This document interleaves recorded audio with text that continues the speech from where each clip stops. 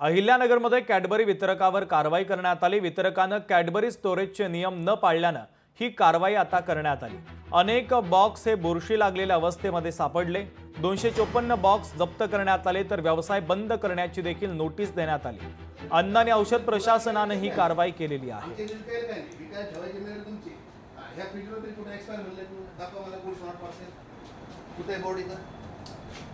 हा तुमचा ओला झालेला माल आहे सगळा, बरोबर? हा खराब झालाय, विदिन डेट आहे। हे पण आहे तो, हे बघा, खोक्याला फंगस आहे इथं। पाणी आलंय, खोक्यांना फंगस आहे सगळे। म्हणजे याला ठेवण्याची कंडिशन दुप्पर अँड सन्स जी एजन्सी आहे, Mondelez India foods private limited, म्हणजे कॅडबरी या कंपनीची एजन्सी आहे। त्या ठिकाणी आम्ही अन्न औषध प्रशासन अहिल्यानगर येथील अधिकाऱ्यांनी भेट दिली। तर त्या ठिकाणी बहुतांशी जे आहेत भिंतीला पूर्णतः ओलावा आणि बुरशी लागलेली आढळलेली आहे।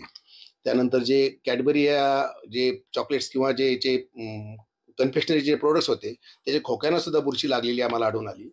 त्यामुळे आम्ही त्याबाबत सदर आस्थापनेस भेट देऊन किंवा त्यांना नोटीस देऊन व्यवसाय बंद करायची नोटीस दिली आहे। लोकशाही मराठी ऐका, पहा, जागरूक रहा।